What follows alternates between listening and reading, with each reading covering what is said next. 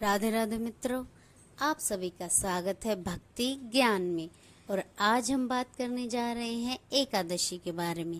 एकादशी जो कि है कब आखिर एकादशी? एकादशी है 16 अगस्त 2024 को है एकादशी, और इस एकादशी का नाम है पुत्रदा एकादशी और दिन है शुक्रवार। तो चलिए आज हम इसकी कथा और इसके महत्व के बारे में बात करते हैं। तो जैसा कि आप सभी जानते हैं कि महीने में 2 बार एकादशी आती है और ये दोनों ही एकादशियां महत्वपूर्ण होती हैं। एक शुक्ल पक्ष में आती है और एक कृष्ण पक्ष में आती है। तो इसका महत्व क्या है? हिंदू धर्म में एकादशी का विशेष महत्व है।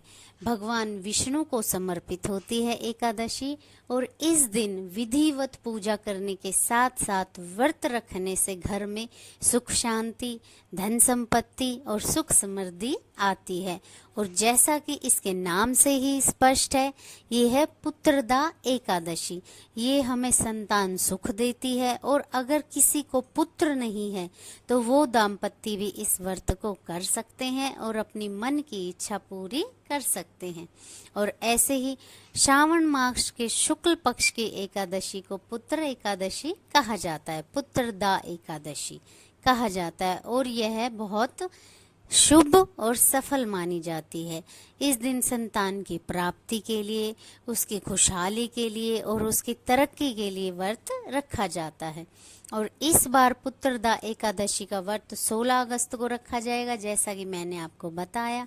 और इस दिन भगवान विष्णु की विधिवत पूजा करने के साथ साथ अंत में इस व्रत की कथा का पाठ अवश्य करना चाहिए, जिससे आपकी पूजा पूर्ण होती है। क्योंकि जब भी आप कोई व्रत करते हैं तो उस व्रत की कथा को अवश्य सुनते हैं। तो चलिए शुरू करते हैं व्रत कथा। इस एकादशी के महत्व के बारे में स्वयं श्री कृष्ण ने अर्जुन को बताया। अर्जुन ने एकादशी के महत्व के बारे में सुनते हुए श्री कृष्ण से पूछा, हे प्रभु, आप मुझे श्रावण माह के शुक्ल पक्ष के एकादशी की कथा सुनाने की कृपा करें। इसके बाद श्री कृष्ण ने कहा, हे धनुर्धर, श्रावण मास के शुक्ल पक्ष की एकादशी की कथा को सुनने मात्र से अनंत यज्ञ के बराबर फलों की प्राप्ति होती है। द्वापर युग के आरंभ में ही महिष्मती नाम की एक नगरी थी। इस नगरी में महीजीत नाम का एक राजा राज्य करता था, जो बड़े ही शांति और धर्म प्रिय था। लेकिन उसको कोई संतान नहीं थी, जिसके कारण वह काफी परेशान रहता था। और अपनी वृद्धा अवस्था आती देख राजा ने प्रजा के प्रतिनिधियों को बुलाया और उनसे कहा कि हे प्रजाजनों, मेरे खजाने में किसी प्रकार का अन्याय का, पाप का या किसी द्वारा लूटा हुआ कोई धन नहीं है। न ही मैंने देवी देवताओं और ब्राह्मणों का धन छीना है। किसी दूसरे की धरोहर भी मैंने नहीं ली है। मैंने हमेशा प्रजा को अपने पुत्र के समान रखा है और उसको पाल रहा हूँ। मैं अपराधियों को पुत्र तथा बांधवों की तरह दंड देता रहा हूँ। कभी किसी से घृणा नहीं की और सबको समान माना है। सज्जनों की सदा पूजा करता हूँ। इस प्रकार धर्म युक्त राज्य करते हुए भी मेरे कोई पुत्र नहीं है, इसलिए मैं अत्यंत दुख पा रहा हूँ। इसका क्या कारण है? राजा महीजीत की इस बात को विचारने के लिए मंत्री तथा प्रजा के प्रतिनिधि वन को गए। वहां बड़े बड़े ऋषि मुनियों के दर्शन किए। राजा की उत्तम कामना की पूर्ति के लिए किसी श्रेष्ठी तपस्वी मुनि को वो देखते फिर रहे थे। एक आश्रम में उन्होंने एक अत्यंत वृद्ध धर्म के ज्ञाता, बड़े तपस्वी, परमात्मा में मन लगाए हुए निराहार और जितात्मा, जीत क्रोधी और सनातन धर्म के गूढ़ तत्वों को जानने वाले, समस्त शास्त्रों के ज्ञाता महात्मा लोमश मुनि को देखा, जिनका कल्प के व्यतीत होने पर एक रोम गिरता था। सबने जानकर ऋषि को प्रणाम किया। उन लोगों को देखकर मुनि ने पूछा कि आप लोगों के आने का कारण क्या है? निसंदेह ही मैं आप लोगों का हित करूंगा, आपका साथ दूंगा। मेरा जन्म केवल दूसरों के उपकार के लिए हुआ है, इसमें कोई संदेह नहीं है। लोमश ऋषि के ऐसे वचन सुनकर सब लोग बोले, हे महर्षि, आप हमारी बात जानने में ब्रह्मा से भी अधिक समर्थ है, अतः आप हमारे इस संदेह को दूर कीजिए। महिष्मतिपुरी का धर्मात्मा राजा महिजीत प्रजा का पुत्र के समान पालन करता है, फिर भी वह पुत्रहीन होने के कारण दुखी है। उन लोगों ने आगे कहा कि हम लोग उनकी प्रजा हैं, अतः उनके दुख को देखकर हमें भी बहुत दुख हो रहा है। आपके दर्शन से हमें पूर्ण विश्वास है कि हमारा यह संकट अवश्य दूर हो जाएगा, क्योंकि आप महान पुरुषों के दर्शन मात्र से अनेक कष्ट दूर हो जाते हैं। अब आप कृपा करके हमें राजा के पुत्र होने का उपाय बतलाएं। यह वार्ता सुनकर ऋषि ने थोड़ी देर के लिए अपने नेत्र बंद किए और राजा के पूर्व जन्म का वृत्तांत जानकर कहने लगे कि यह राजा पूर्व जन्म में एक निर्धन वैश्य था। निर्धन होने के कारण इसने कई बुरे कर्म किए।